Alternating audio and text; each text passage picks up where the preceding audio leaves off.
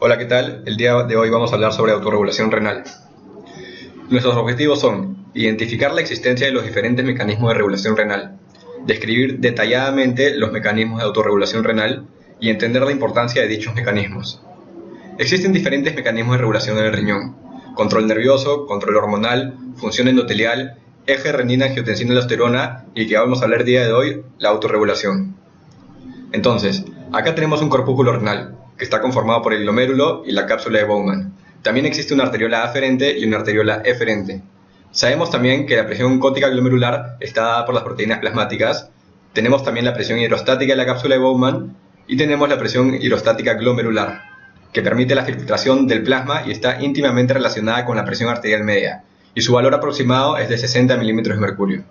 Adicionalmente, sabemos que la tasa de filtración glomerular está dada por una serie de factores.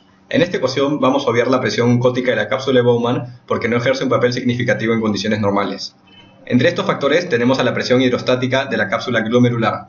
Esta presión hidrostática glomerular, como mencionamos, si es que no existen mecanismos de autorregulación, va a verse directamente afectada por la presión arterial media. Ante un incremento de esta presión arterial media, se va a producir un incremento de la presión hidrostática glomerular con un consecuente incremento en la tasa de filtración glomerular. Entonces, este incremento en la filtración, ante una reabsorción constante, va a producir un incremento en la excreción de orina, también llamado una diuresis elevada. Entonces, si graficamos la presión arterial media versus la diuresis, sin mecanismos de autorregulación, vamos a ver que al aumentar la presión arterial media, también va a incrementar la diuresis de forma prácticamente proporcional. Sin embargo, hemos mencionado que existe una arteriola aferente y una arteriola eferente. Si algún proceso fisiológico puede de cierta forma manipular esta arteriola, es decir, producir vasodilatación o vasoconstricción, para impedir que haya un aumento en la presión hidrostática glomerular y ante un aumento de la presión arterial media, podemos impedir que suceda todo lo mencionado anteriormente. Es decir, el incremento de la diuresis e incluso un posible daño del capilar glomerular debido al incremento de la presión arterial media. Entonces, el feedback túbulo-glomerular puede regular tanto la arteriola aferente como la arteriola eferente, como vamos a ver luego. El reflejo miogénico solo regula la arteriola aferente y el equilibrio glomérulo-tubular se encarga de aumentar la reabsorción cuando esta filtración aumenta para impedir una excreción excesiva. Es decir, este mantenimiento constante de la reabsorción se va a ver afectado y va a incrementarse cuando se incremente la filtración. Ahora vamos a verificar la presión arterial media versus el flujo sanguíneo renal y la tasa de filtración glomerular. Gracias a la autorregulación podemos ver que ante un incremento de la presión arterial media en un rango definido de 70 a 160 milímetros de mercurio, tanto la tasa de filtración glomerular como el flujo sanguíneo renal se mantienen relativamente constantes. Esto es importantísimo para el correcto funcionamiento renal, de lo contrario la vida sería imposible. Entonces, ya tenemos conocimiento de qué significa autorregulación. La autorregulación son los mecanismos intrínsecos del riñón que permiten mantener una tasa de filtración glomerular y un flujo sanguíneo renal relativamente constantes. Bueno, ahora vamos a hablar sobre el reflejo miogénico. Tenemos acá un gráfico con las diferentes presiones que se presentan en las diferentes zonas de la nefrona. Como vemos, a una presión arterial media de 100 milímetros de mercurio, la presión en el capilar glomerular es de aproximadamente 60 milímetros de mercurio, que se mantiene constante ya que las asas capilares están organizadas en paralelo. Sin embargo, si incrementamos la presión arterial media a 125 milímetros de mercurio, veamos qué sucede. Como vieron, la presión del capilar glomerular no va a variar. ¿Por qué no va a variar? Porque existe un mecanismo de autorregulación, en este caso el reflejo miogénico, que afecta a la arteriola aferente y permite que la presión del capilar glomerular se mantenga constante. Entonces, ¿qué tiene que suceder en la arteriola aferente para poder lograr esto? Veamos.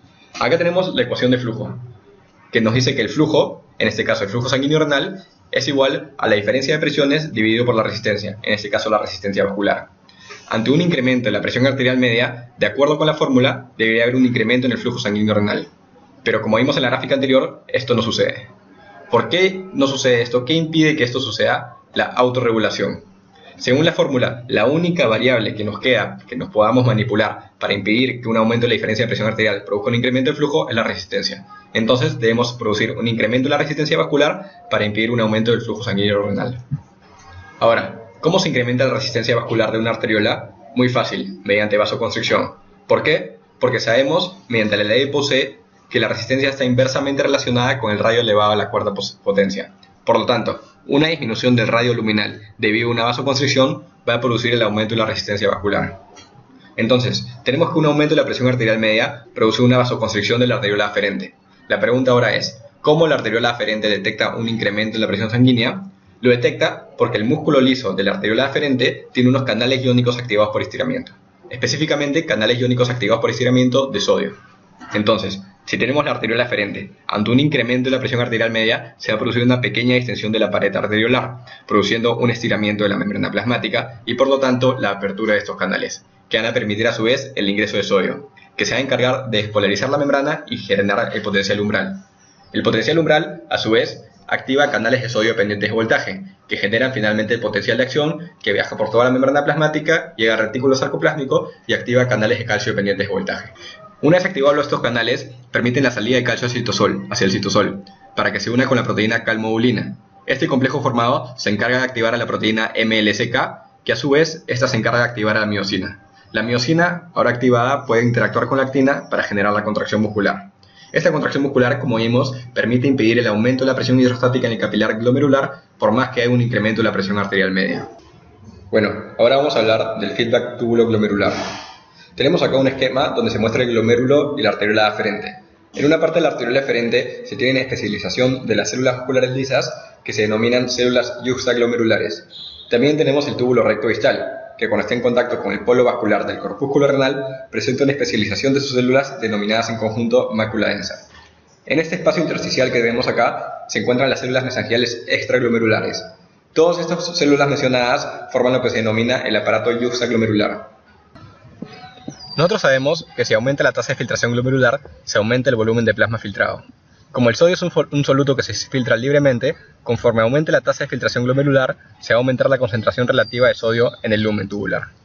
Muy bien, en este caso tenemos esquemáticamente una cantidad determinada de sodio que es filtrado y va a viajar por el túbulo renal, como vemos ahí. Sabemos que la mayoría de sodio es reabsorbido en el túbulo contorneado proximal, pero no todo. Por lo tanto, en un momento dado va a haber una concentración dada de sodio que va a estar en contacto con la mácula densa. Ahora, si la tasa de filtración glomerular aumenta, también va a aumentar el volumen de sodio filtrado.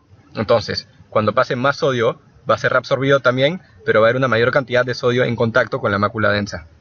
Aquí tenemos a la mácula densa y aquí tenemos a una célula de mácula densa. El aumento de iones sodio va a producir que haya un ingreso por el mismo por el cotransportador sodio-potasio 2-cloro, o NKCC2. El ingreso es de sodio, así como de potasio y 2 cloros, pero fundamentalmente queremos ver el ingreso de sodio, el cual va a producir un aumento de la osmolaridad celular. ¿Por qué? Porque la tasa de ingreso de sodio es mayor que la tasa de salida de sodio que está dada por la bomba sodio-potasio. Si se incrementa la osmolaridad, va a haber un ingreso de agua hacia la célula y se va a producir un hinchamiento de la misma. Esta célula tiene canales no selectivos sensibles a estiramiento que se abren cuando la célula se pone turgente y permiten la salida del ATP hacia el intersticio. Una vez en el intersticio, el ATP es convertido por una enzima a adenosina. La adenosina va a actuar en la célula mesangial extraglomerular mediante un receptor de adenosina A1. La adenosina se une al receptor asociado a proteína G y se activa una cascada de señalización donde la subunidad G-I inhibe la anilatociclasa y la subunidad G-O activa la vía del inositol 3-fosfato. El IP3 formado actúa sobre el retículo sarcoplásmico produciendo la liberación de calcio. La célula muscular lisa de la arteriola aferente está en contacto directo con la célula mesangial extraglomerular y mediante uniones comunicantes o en henidura el calcio va a ingresar a la célula muscular lisa y va a producir contracción por el mecanismo que vimos anteriormente. Ahora, las células yuxtaglomerulares también están en contacto directo con las células mesangiales externas y presentan uniones comunicantes. El calcio va a ingresar a estas células y va a inhibir la liberación de renina. Como hemos visto, la adenosina en este caso produce vasoconstricción de la arteriola aferente. Lo contrario sucede en el resto del cuerpo donde la adenosina es un vasodilatador. Por otro lado, la adenosina puede unirse a receptores A2A y A2B en la arteriola eferente, pero con mucho menos afinidad y producir dilatación de la misma. Finalmente, queremos saber ahora en este gráfico qué sucede si la tasa de filtración glomerular es baja y la concentración de sodio en el lumen tubular también está baja. La concentración baja de sodio va a hacer que el NKCC2 se active y forme una cascada de activación que va a activar a varias enzimas, entre ellas la ciclooxigenasa 2 o COX-2 y la prostaglandina E sintasa. La COX-2 va a convertir el ácido araquidónico a prostaglandina H2. La prostaglandina H2 va a ser convertida a prostaglandina E2 mediante la prostaglandina E sintasa. La prostaglandina E2 va a actuar en receptores EP4 de las células yuxtaglomerulares y va a producir que se aumente la producción de renina, lo cual luego de todo el mecanismo de renina, angiotensina, aldosterona va a producir la vasoconstricción de la arteriola eferente. Finalmente, estas son nuestras conclusiones y esperamos les haya gustado la presentación. Muchas gracias.